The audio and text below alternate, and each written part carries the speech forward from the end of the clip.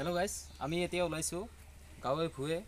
চহৰে যিখিনি ঠাই আছে আমি গোটেইখিনিতে আমি সোমাম আমি ইলেকশন সম্পৰ্কে জানিব বিচাৰিম ৰাইজৰ মতামত বিচাৰিম কোনে কাৰ কি মতামত এই বিষয়ে গতিকে বলক আমি আগবাঢ়ো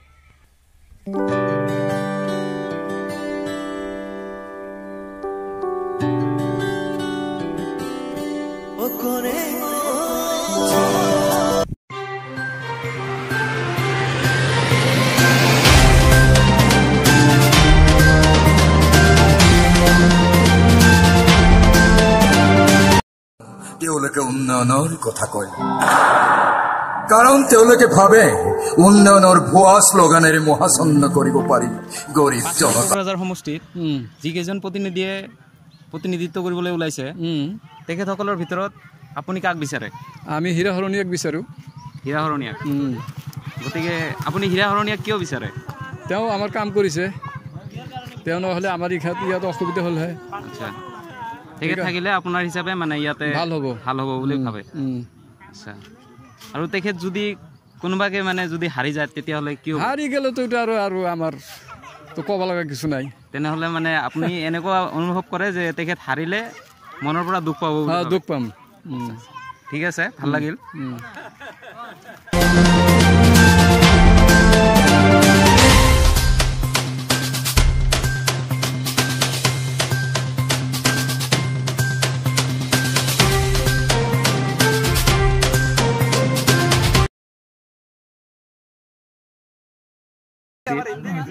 আপুনি সাংসদ হিচাপে কাক বিচাৰে হয়তো হীৰা হৰণীকে বিচাৰে হীৰা হৰণীয়া বহুত কাম কৰিছে আমাৰ বিটিচি বহুত কাম কৰিছে আগত কিমান মাৰপিট আছিল কিমান আমাৰ ডিউটি কৰিব লাগছে আজিকালি খুব শান্তিয়ালে আমি আছিলাম এখন তো ফিৰ ইলেকশন আহিল ফিৰ যদি আমাৰ হীৰা হৰণী ভোট পায় তাহলে আমার খুব শান্তি ফির আহিব ঠিক আছে ভাল লাগিল ধন্যবাদ হীরা হীরা হীরা হীরা দিয়ে দি কারু আকবার হীরা হীরা হীরা হীরা হীরা 5 নং কোকৰাঝাৰ সমষ্টিত আপুনি সাংসদ হিচাপে কাক বিচাৰে মই মাননীয় আমাৰ আগত দিনে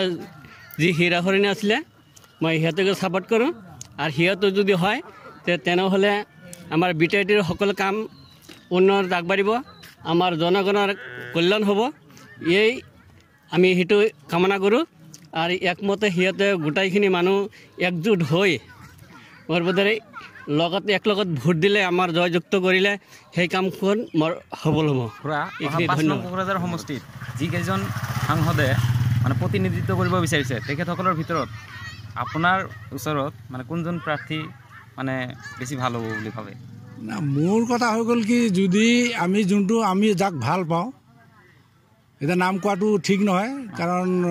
মই ভাবোঁ যে আমাৰ আগত যোনটো আছিলে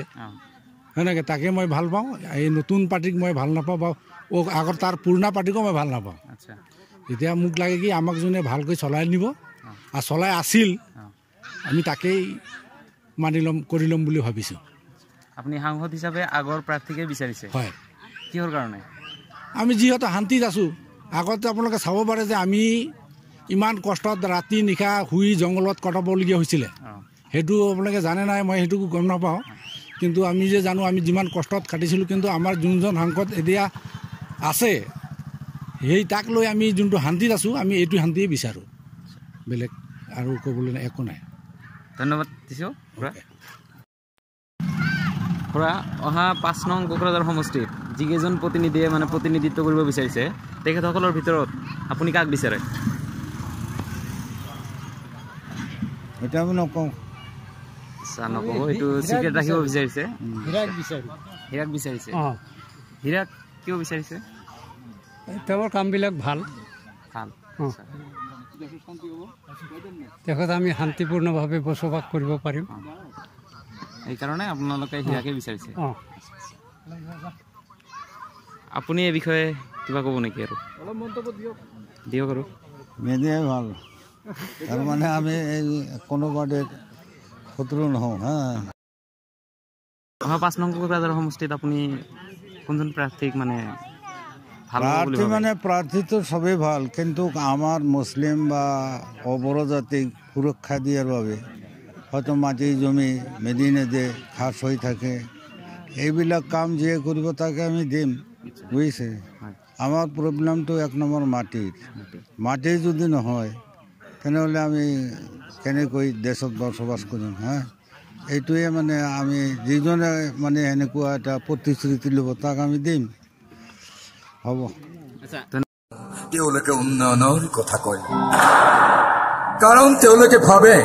উন্নয়নৰ ভুৱা শ্লোগানেৰে মহাচন্ন কৰিব পাৰি গৰীব জনতা। সূতা কম্বলৰ আদান প্ৰদানেৰে কিনিব পাৰি বিবেক। আমি যেতিয়া অধিকাৰৰ কথা কওঁ ইহঁতে আমালে বন্দুক তোৱায়। আৰম্ভ হয় নৰসংহাৰ, উচুপি উঠে নাৰায়ণগুৰি, নৰসিংবাৰী আৰু বালাপাৰা। দাও দাও কৈ জ্বলি উঠে মনোজ লাপিকুল বিদ্যুৎ খনেন কিংবা মহেন্দ্ৰ হীৰাৰ কাল চিতা।